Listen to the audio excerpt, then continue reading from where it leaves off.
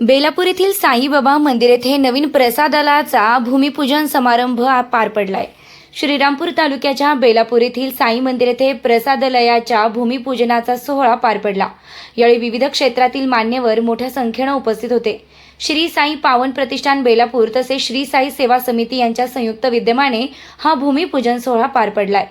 साई भक्त कांतीशेठ पटेल, सुजित सहानी, अशोकजी राशीनकर, महेशजी गोरे, भरतजी दायमा, गणीभाई पठाण, प्रकाशजी जाजू या प्रमुख मान्यवरांच्या शुभहस्ते भूमिपूजन सोहळा पार पडलाय।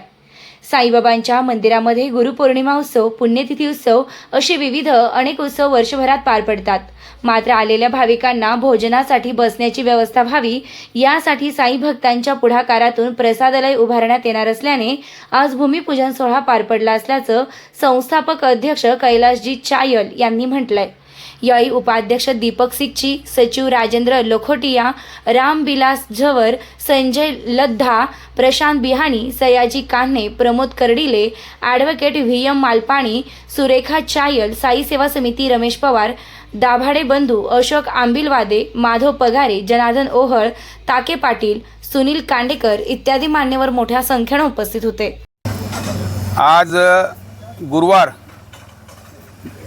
श्री दत्त जन्मोत्सव निमित्त, दत्त जयंती निमित्त श्री साई मंदिर बेलापूर येथे श्री साई पावन प्रतिष्ठान व श्री साई सेवा समिती व सर्व साई भक्तांच्या सहकार्यानं इथे आज आम्ही सर्व मान्यवरांच्या उपस्थितीमध्ये एक अन्नछत्राचं म्हणजे प्रसादालयाचं भूमिपूजनाचं कार्यक्रम इथे संपन्न केलेला आहे। आणि तो कार्यक्रम झाल्याबरोबर लगेच येथे काम त्वरित सुरू करण्यात येणार आहे। 30/60चं असं एक छोटंसं अन्नछत्राचं आमचं इथं मानस आहे सर्व विश्वासांचा उभारण्याचा।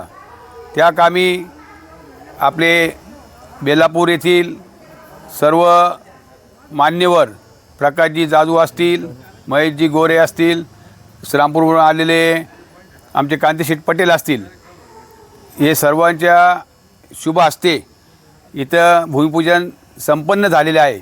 आणि ह्या कामी आमचे साई पावन प्रतिष्ठानचे सचिव श्री राजेंद्रजी लखोटिया, उपाध्यक्ष दीपकजी सिक्ची, तसेच आमचे सर्व ट्रस्टी विश्वस्त लड्डाजी असतील, जवरजी असतील, प्रशांत बियानी, सयाजी कान्हे पाटील, प्रमोद कर्डिलेजी, हे सर्व व्ही.एम. मालपाणी साहेब या सर्वांच्या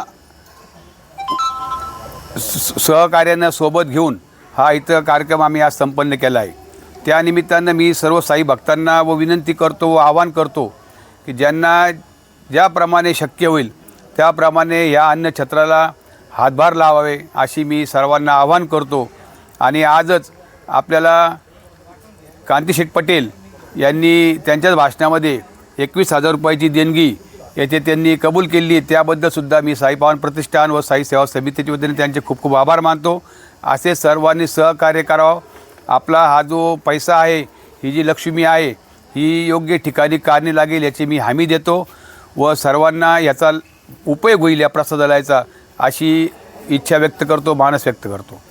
म्हणजे ज्यावेळेस इथं आपल्याला हे करायचं होतं, गुरुपौर्णिमाला आपली इथं 7 दिवस रोज पंगत असते पारायण संपल्यानंतर, आणि नेमके गुरुपौर्णिमा ही पावसाळ्यामध्ये येते।